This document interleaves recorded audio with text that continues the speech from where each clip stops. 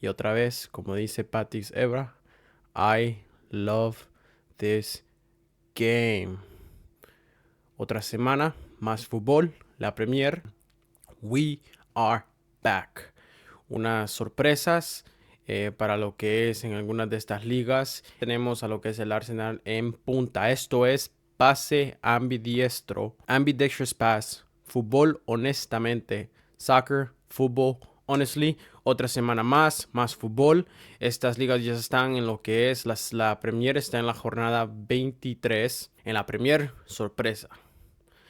Pero vamos a brincar de una a lo que es a la Premier League, que está en la jornada 23. Premier League, we're going to jump right away to a Premier League that is on Matchday 23. Una Premier League que tuvo sorpresas. Premier League that had surprises. Some of them were actually shocking. And, you know, every team has their weaknesses for more stronger than they look. Not every game is the same. Teams try to perform in and out, but rotation, consistency, chemistry, all these things have to do with the game and how well you will be able to perform, how well you'll be able to get out there and do what you have to do to be able to get the points you need. But it's just hard. It's hard to have consistency all across, but it's the Prem. It's very unpredictable. A very, very unpredictable league. And it's the best league for a reason. Yes, a lot of people say because they market it well, but in reality, it has a lot of competition. This Premier League has a lot of competition. But we will start with the Premier League. Looking at the Premier League, we'll be starting with West Ham, who was the first game. And a West Ham that, as we can see, won 3-1. A West Ham that, for those that don't know, West Ham is in the 18th place. Then you have Sunderland that is in the 11th place. West Ham wins 3-1. It was a game that produced, a scintillating first half, displaying at the London Stadium, scoring 3 goals before the interval to secure back-to-back Premier League wins and boost their survival hopes. But Sunderland was missing influential captain Chaka due to an ankle injury. The struggle imposed themselves in the midfield, and you could tell that Chaka is a very important player. But West Ham's wins 3-1. West Ham saw goals from Somerville in the 14th minute, Bowen in the 28th minute through a penalty, and Fernandez in the 43rd minute. And Sunderland saw a goal from Robbery in the 66th minute. But as you can see, West Ham, 18th place. Sunderland, 11th. They won 3-1. Then we move on and we have a Burnley against Tottenham. A game that ended 2-2. A Burnley that saw goals from Tuanzebe in the 45th minute and Foster in the 76th minute. And Tottenham that saw goals from Van den Ven in the 38th minute and Romero in the final minutes of the match. This was a very dramatic encounter in Turf Moor. Saw Tottenham snatch a late point through Christian Romero's 90th minute header, and extending Burnley's winless run to 14 league games. Miggy Van den Ven gave Spurs the lead, but Axel Tuanzebe equalized for Burnley just before halftime. And the substitute, Lille Foster, completed Burnley's turnaround in the 76th minute. And Tottenham has a better team in this game, but again, is another inconsistent performance. The result just adds a bit more to that pressure on Thomas Frank. The fans are still voicing their discontent, and pressure only grows bigger and bigger. And at the same time, Van der Ven and Romero have contributed more goals than the actual forwards. Those two defenders have contributed more goals than the actual forwards. Things are kind of backwards in Tottenham, if you ask me. You have a coaching problem, you could say, or just a team problem in general. And you have defenders making up numbers for the forwards. Tottenham is under a lot of scrutiny, if you ask me. Yes, it sounds easy. It's not easy to face it, but they're professional players at the end of the day. So if they play pro, it's because they can perform and give what is expected of them. And Tottenham is one of those strong teams in this squad. So it's just, I mean, Tottenham is one of those strong teams in the Prem. So it's just a little bit hard to see a team like Tottenham that has the talent, but they're not performing. But they keep a strong record in the Champions League. It's kind of odd. However, the Prem is the Prem. Amazing league, competitive all around. You might have 28th place Wolves beat anybody. You might have 18th place West Ham beat anybody. You might have 19th place Burnley beat anybody. These are things that happen in this Premier League, but this game ends 2-2. Is Burnley against Tottenham. Tottenham is visitors.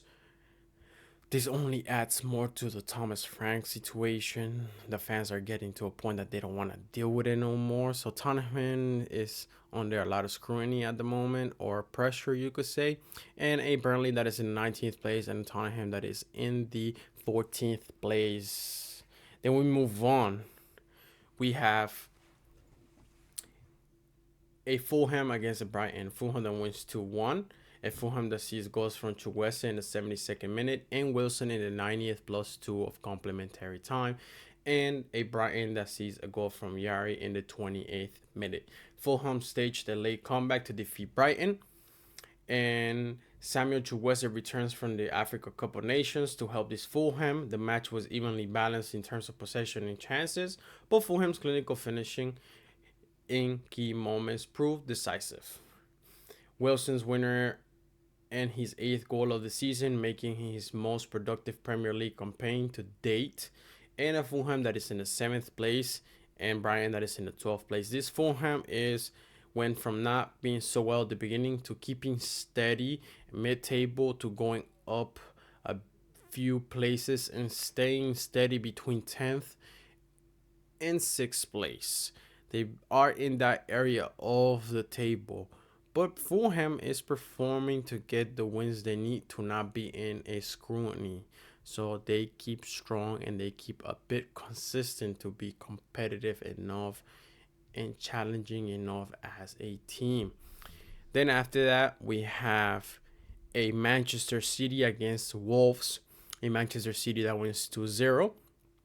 A Manchester City that saw goals from Marmoush early in the game in the 6th minute, and a goal from Semenyo in the 45th +2 of the first half. A Manchester City that ended a 4-game winless run with a comfortable victory over the bottom place Wolves at the Etihad Stadium. Pep Guardiola made several changes, resting Erling Haaland and Phil Foden, and handing Omar Marmoush a rare start, a player that at the beginning was starting and playing, but then I believe that due to his performance and not contributing much on the goals, he was benched, and he has been going back and forth with a few players on that position. But this time he hands him a start, which is really rare. And yes, he contributed. He helped this time. And City's control was reflected on their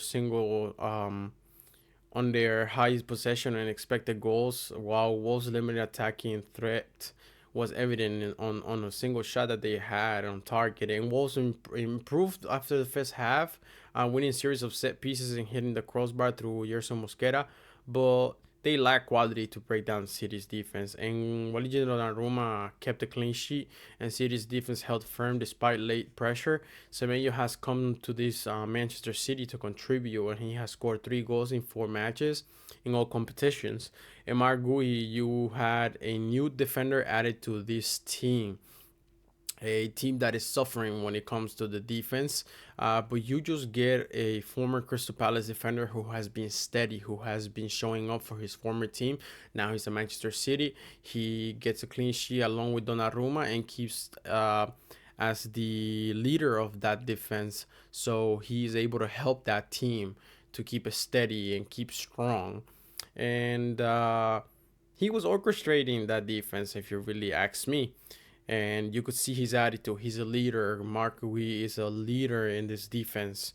And Manchester City, that's in the second place. And Wolves, that is in the 28th place. Then we have a Bournemouth against a Liverpool. A shocker. A shocker. Bournemouth has been playing well. In this one, Liverpool looked like they had it. But in the last few minutes, Bournemouth took the win. Game that ended 3-2 against Liverpool. Bournemouth had goals from Emma Nielsen in the 26th minute, Jimenez in the 33rd minute, and Adley in the 90+5 for complementary time. The Liverpool saw a goal from Van Dijk in the 45th minute, and Szoboszlai had a goal in the 80th minute through a free kick. In one of the most dramatic matches of the weekend, Bournemouth stunned Liverpool with a stoppage time winner from Amin Adley, ending the Champions 10 match unbeaten run. Liverpool passed for a winner, but Bournemouth remained dangerous in the counter. The result dropped Liverpool to 6th place of the table, while Bournemouth climbed to the 13th place. Despite Liverpool's dominance in possession and corners, Bournemouth created the higher quality chances, as reflected in the expected goals. Liverpool defense, you could see that they're frail.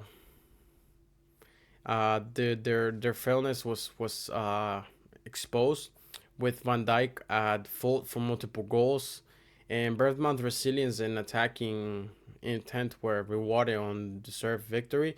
And Van Dijk has some errors, and partly the weather on some of his errors. Van Dijk had errors, and he partly decided to blame the weather for that. And things like this will affect. So the safest thing to do, and yes, I'm no professional Van Dijk, but coaches usually tell you, managers usually tell you, if you're unsure, just clear that. Just clear it. Just clear it out. But he's a professional. He might know what he was doing, but errors come by, and sometimes you gotta pay price. In this situation, this is what happens to Virgil van Dijk, and he had a couple errors. One of them was a ball that bounced right, almost at the edge of the goal line, looking like it was going to go out for a goal kick, but it didn't. Ball bounced right back in, and he had to pay for that error. So best thing to do, Van Dijk, and you know it, is if you're unsure, clear it out. Anywhere, clear it out. And Szoboszlai with another great take on a free kick that gives the hopes, but not enough to hold the tie or look for a winner. And this is the second free kick in a row that Szoboszlai scores. And first one was during the week in the Champions League, and this one comes about in the Premier League on the weekend. And it was a well-take free kick, a ball that is laid off by Mo Salah, and Szoboszlai just places it and scores. Szoboszlai has a great shot, if you ask me. He has showed it from the free kicks, and he has showed it from shots that he has been taking when it comes to playing in the game. A Bournemouth that is in the 13th place, and a Liverpool that gets pushed to 6th place in this Premier League. Then moving on, we have a Brentford against a Nottingham Forest. We have a Brentford that lost at home against Nottingham Forest. Nottingham Forest saw goals from Igor Jesus in the 12th minute and Taiwo Awoniyi in the 79th minute. A Brentford that controlled the ball and created multiple chances but lacked finishing quality. Forest sat deep, absorbed pressure, and struck clinically on the counter. Igor Jesus' early strike drained Brentford's energy, forcing them to chase the game. And Awoniyi's late goal killed the hopes for a comeback. And the win moves Forest 5 points clear to the relegation zone, easing pressure to Sean Dyke's team. And Brentford ended their 7 match unbeaten home run and marked back-to-back defeats after losing to Chelsea. Brentford is in the 8th place and Forest is in the 17th place. Moving on, we have a Crystal Palace against a Chelsea. A Crystal Palace that loses at home to Chelsea 3-1. And Crystal Palace has his goals from Richards in the 88th minute, really late in the game. Then we have a Chelsea that saw goals from Estevao in the 34th minute, Joao Pedro in the 50th minute, and Fernandez in the 64th minute through a penalty. Chelsea continued their resurgence under the new manager Liam Resonot with a convincing win at Selhurst Park, moving up to the up to fifth in the table. And Crystal Palace woes were compounded when Adams Warren was sent off second bookable offense. Chris Richards headed in a late consolation, but the Eagles' winless run extended to 8 league games. The match also featured a flashpoint with Pedro Neto appeared to stamp Ismaila Sarr, but he escaped the punishment, and Chelsea's superior possession and chance creation were reflected on this. And personally, Palace has been lacking a bit of composure in the box that it has proved costly. Estevao's performance was particularly noteworthy, and he scored an assist in the Premier League match for the first time. A Crystal Palace that is in the 15th place, and Chelsea that goes up to the 5th place. Personally, this Crystal Palace, if you ask me, I believe that they have been picked out of its great players, one by one. From the beginning to the season to the point that we are, which is Matchday 23, I believe that they have been picked. First, it started with a player that went to Bayern, a player that I believe has a player that I believe that can change game, or at least be effective to change the game. His talent brings effectiveness to just change how the game can go. That's Michael Lees. He was the first player to go from this Crystal Palace. Then you have Easy, who is not getting much minutes. Also, kind of a little bit of another topic when it comes to Arsenal. Then you have Mark Gui, who goes to Manchester City. And now you have the talks of Mateta trying to go before this window closes. This window closes at the end of the month. But if you ask me, this team has been picked out of its great players. Players that were in there at the beginning of the season, won something last season, and they went from competitive to decaying for being picked out of its start players, you could say.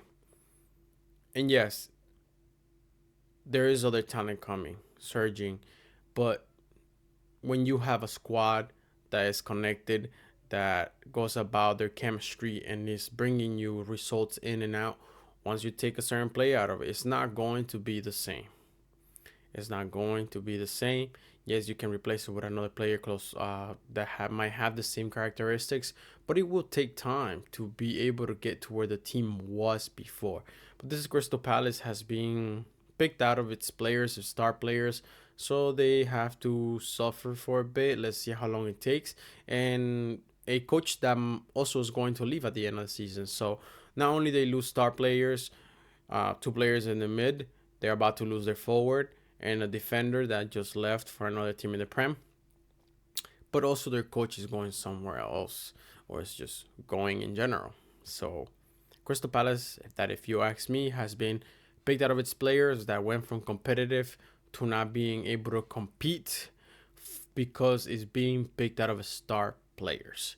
But then moving on, we have a Newcastle United against an Aston Villa, a Aston Villa that wins as visitors against Newcastle, and an Aston Villa that saw goals from Emiliano Buendia, which was a great goal, a shot, a rocket, well placed, and a goal from Ali Watkins, a Buendia that scored in the 19th minute, and Ali Watkins that scored in the 88th minute. Despite Newcastle creating opportunities worth about 2 goals expected, they failed to convert.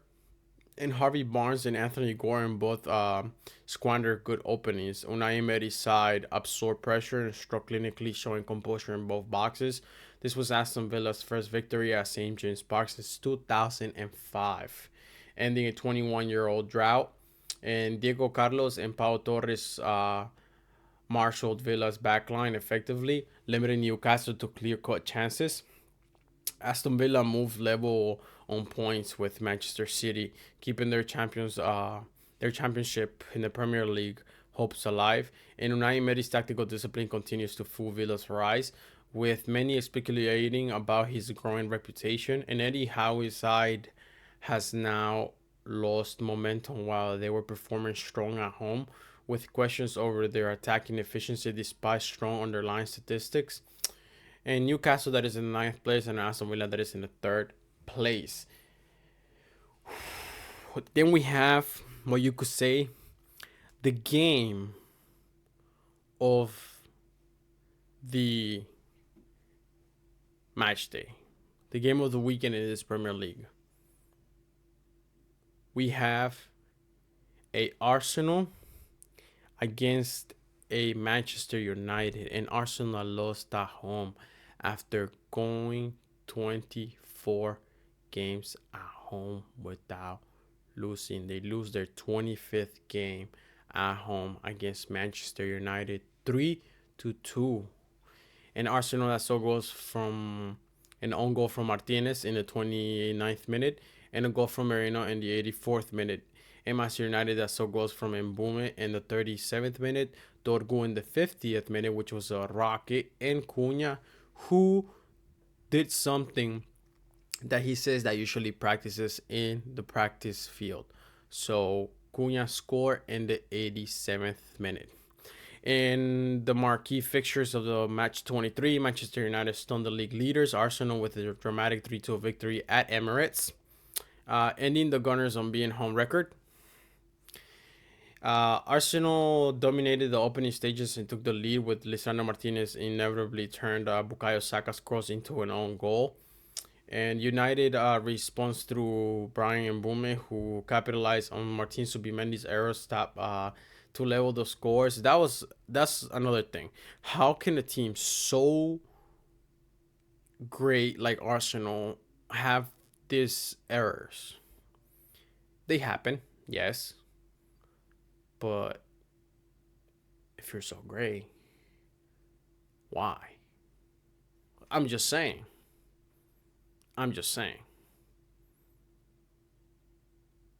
But errors happen, even at a professional level.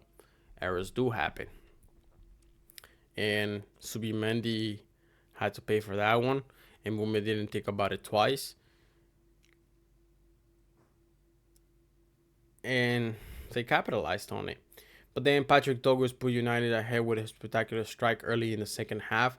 And although Arsenal equalized through Mikel Merino's close-range finish, substitute Matheus Cunha curled home a brilliant winner in the 87th minute. The result narrowed Arsenal's lead to the top 4 points and provided a major boost for United under interim manager Michael Carrick. Arsenal's superior possession and shot count did not translate into goals. As United's clinical finishing and defensive resilience proved decisive, the visitors' expected goal was lower, but they made the most of their opportunities, with all 3 goals coming from high-quality chances or individual brilliance. And Arsenal that is in the 1st place, and now you have a Manchester United that climbs to the 4th place in this Premier League. But another thing about this Manchester United is that they can play if they want. Carrick has come into and he has come into this team and changed the structure and playing rhythm of this team. Manu standing in the middle doing engine work with Casemiro and Bruno doing his distribution. 3 games ago, no one would have thought that this Manchester United was capable of playing against the top teams in the Prem. But Carrick has done something to the squad and the strategy of the game in general as a whole for this Manchester United. Dorgo giving only screamers. Arsenal, on the other hand, had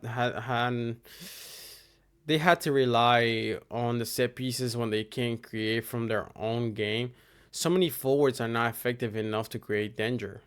Some of the forwards do the same time and time again in this Arsenal. If you watch on the right wing, you have Saka, you have you have Mdueke, and they keep doing the same exact thing.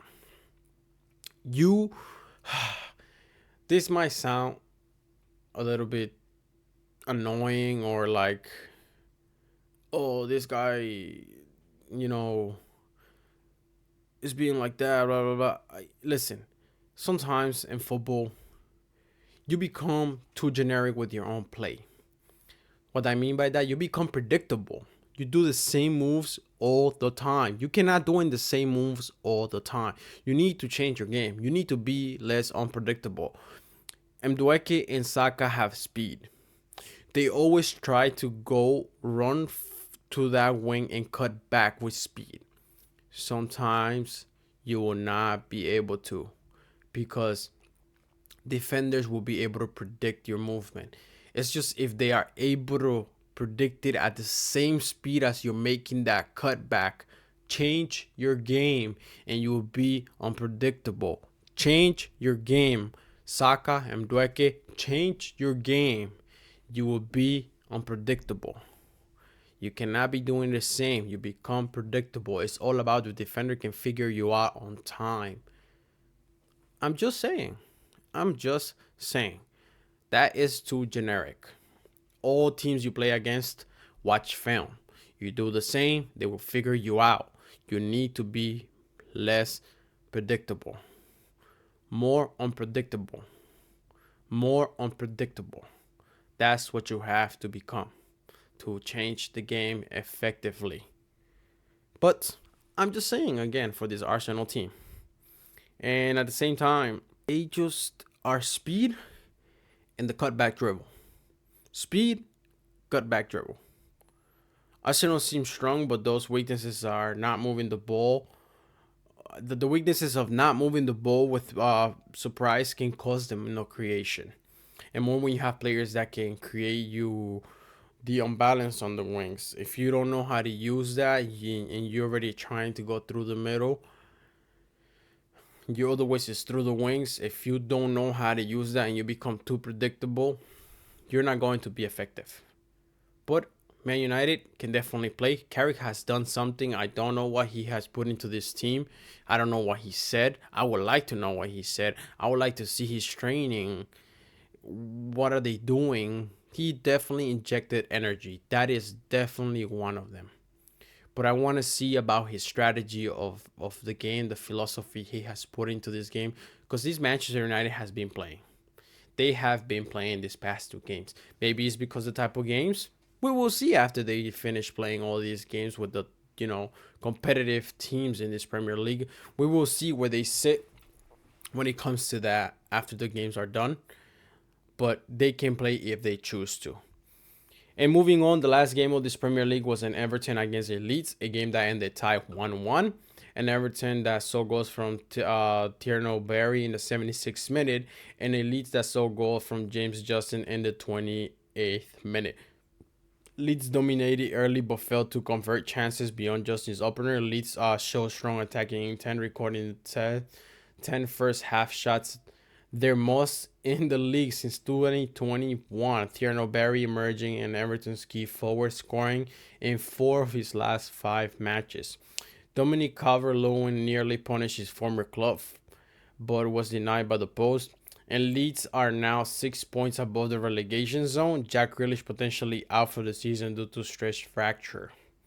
An important player, Grealish. for this Everton might be out for the season due to stress fracture. Everton that is in the 10th place and Leeds that are in the 16th place. This Premier League Matchday 23 delivered high drama, of course, tactical intrigue, significant shifts in the league narrative. Arsenal's shock home defeat, Manchester United reopened the title race, while Manchester City and Aston Villa capitalized with routine wins. Chelsea resurgence under their new manager, Rossonor continued, and Liverpool defensive fertilities were ruthlessly exposed by spirited Bournemouth side. At the bottom, Burnley Wolves remain in peril, while West Ham's revival offers hope of survival. The round was shaped by key injuries, tactical adjustments, and ongoing debate on VAR. And standout individual performances from Steval, creative brilliance from Harry Wilson, late heroics, and underscore the league's depth of talent as the season enters its decisive phase, as we can say, because it's already match day 23. So from here on, a lot of teams have to start squeezing any win they can when they play whoever they have to play. Every point and every decision will carry increased weight as the season goes. Match day 23. You technically only have 15 matches left for this Prem. And there is an average of 2 injuries per team. Yes, injuries are inevitable, but playing every 2 days for some or most of these clubs is a major reason. Rotation, consistency, and chemistry is a huge focus to be able to prepare in this modern game, and to make sure that you don't have this ongoing injuries. Of course, there's only an average of 2 injuries per team, but some teams, of course, have more than 2 injuries. Some teams only have 1 or 2. Some teams have 4, 5 injuries. In the case of Manchester City, they have more injuries. Other teams only have 2 injuries, 3 injuries. Arsenal might be able to have other players back. There's only 1 or 2 players out. So these are things that happen as the season goes and you play too many games. But this is all for the Premier League. A Premier League that Arsenal that sees their 7-point gap reduced to 4 points. So pressure is on. It's all about losing one game and tying one. And Manchester City wins 1 or 2. And foot has to be on the gas. The foot has to be on the gas. They have to put pressure on themselves to be able to continue, and hopefully they don't bottle it.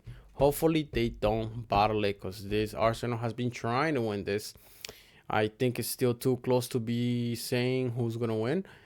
But Manchester City keeping the pressure on.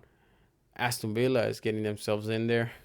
Manchester United now is getting themselves in there so they can play Champions League football. But there's still 15 matches left. So a lot can happen in 15 matches. We will see how it goes. And on to the next one. Eso es todo por la Premier. El Arsenal en la Premier pierde la distancia. Eso es todo por hoy. Muchas gracias para esos que están conmigo. Que tengan un buen día. Esto es Pase Ambidiestro. Ambidextrous Pass. Fútbol honestamente. Soccer Football Honestly. Muchas gracias. Por favor, no se olviden de suscribirse. Please like and subscribe. Tengan un buen día. Muchas gracias.